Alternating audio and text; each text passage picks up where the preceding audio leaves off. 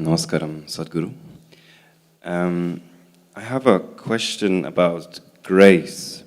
I'm not sure exactly how to put it, but… About what? Grace. Grace. Yes.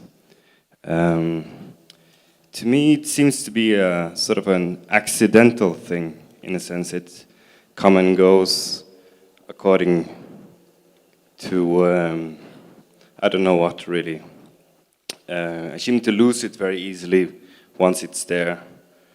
I wondered if you could talk a little bit about grace and how it works, or like here in the ashram, it's very easy to access or to feel it, but once you go outside, it's quite difficult to be connected to that energy or the grace. If you could talk something about that. Thank you.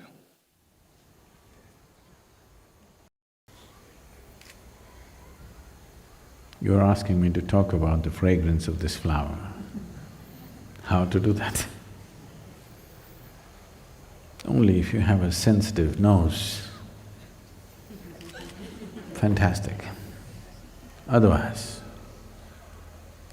somebody has got their nose stuffy today. Means nothing. So,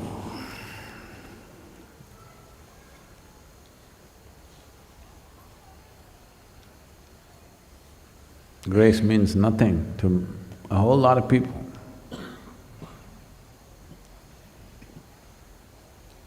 They don't even… It's not that you have to think about it or you have to talk about it. It is just that if you're too full of yourself, only if you're too full of yourself, you can be unconscious of grace. In the sense, you don't even have to go to school and know about planets and solar system and galaxies and stuff.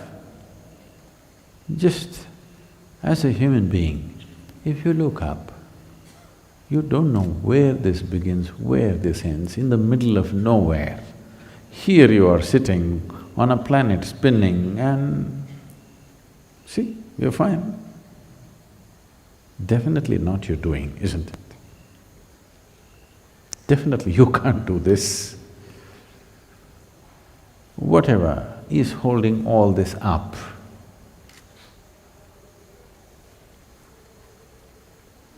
one title for it, grace. Now, whether you're available to it or not is the question. When we say grace, we are not looking at a certain kind. We are looking at that which is the basis of everything. Because you do not know how this solar system is held in place. You do not know how the whole universe is held in place. You do not even know how you happened, really. How so many cells are staying together and make your life happen, you don't really know. You have explanations and explanations, but you don't know. If you knew, you would create one right now. If you knew exactly how, we would make it, isn't it? So, when there is so much that you do not know and everything is still happening great, obviously, it's not an accident. So whatever is making all this happen, that energy, that force, we call it grace. But now the question is about making yourself available. If you have a stuffy nose, the flower means nothing to you. If you're blind, light means nothing to you. If you're insensitive, nothing means anything to you. So, it is a question of becoming sensitive. Most people are ego-sensitive. They're not life-sensitive. Right now, you have to be cautious about what to say and what not to say to a whole lot of people because they're horribly ego-sensitive. For everything, they will crash within themselves. First of all, you create one illusion. Then you create another illusion of it falling and rising. It's a very bad game. You must be disillusioned soon. If you're truly disillusioned, absolutely, you will always be available to grace. If you have no illusions of your own, you will wonder about everything. How can you not wonder? About everything, about your very existence. If you have no conclusions in your mind about anything, simply here, you will be soaked in grace. Even now you are, but you cannot enjoy it unless you're conscious, that's all. It will not work for you because you are not conscious. It is working for you, but still you cannot fully benefit from that. See, it is a fact, a medically established fact. If two people eat the same food, both of them will not get the same nourishment. Exactly same food, two people eat, they will not get the same level of nourishment because it depends on your ability to draw sustenance from that. So to develop this capability, all of us are in grace, but to develop the capability to draw sustenance from that, so that this life becomes an expression of that grace. See,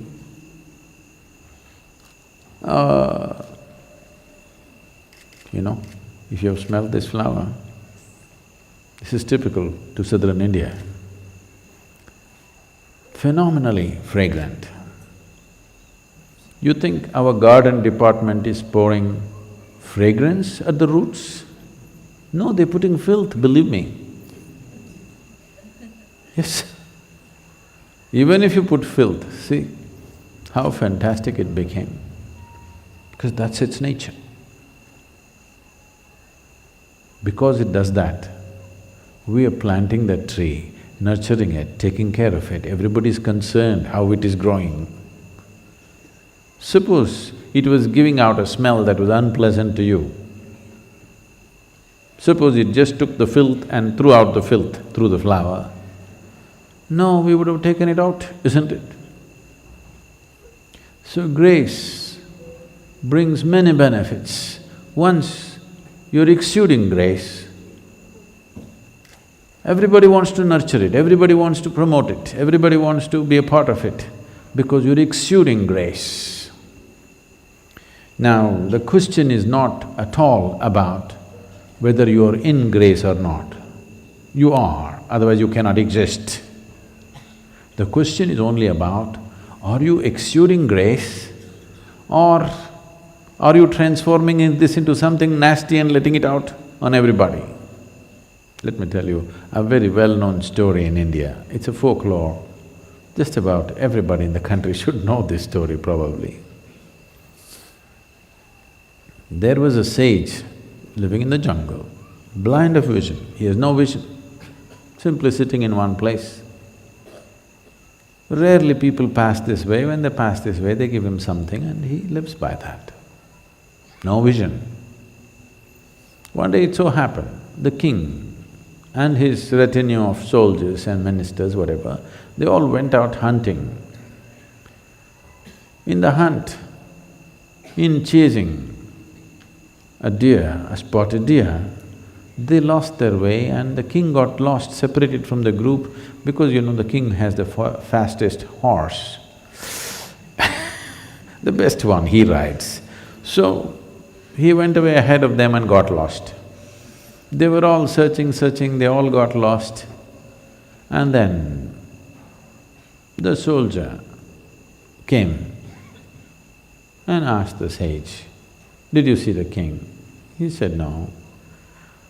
Then a commander came and asked, "Did you see?" He said, no. Then the minister came and asked, did you see? No. Then the king himself came there. Then the blind sage immediately recognized he is the king. Oh, your people have been looking for you. First your soldier came, then your commander came, then your minister came.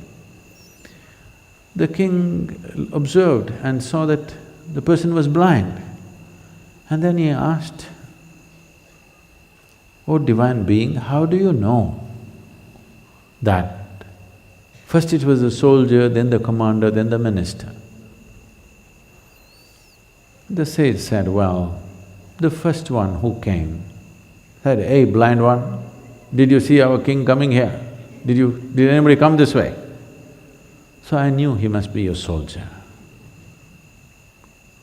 The second one spoke with authority but without respect. I knew he must be one of your officers. The third one, the minister came, he spoke with great respect. So I thought he must be your minister. Now you came, now you touch my feet and refer to me as the divine one, you must be the king. Whether you eat food or breathe or drink water, anything, it is grace. Otherwise, how? 2 parts of hydrogen and 1 part of oxygen becomes life-making water. This is grace. Okay, you can give it an explanation, but you don't know why this should happen, isn't it? All that is happening is grace. Now you drink this, or you eat this, or you breathe this. Will you also exude grace because you consumed grace? You must also conceive grace and exude grace, isn't it? But unfortunately, people take in fantastic things into themselves, turn it into nasty nonsense and lets it out. But look at the tree, you give it filth, it gives out fragrance. It's time. If you learn the way of the tree, if you learn the way of the rock, you will exude grace. So the question is not whether you are in grace or not. Definitely every creature is in grace. Are you capable of exuding the grace that you consume? That's the question.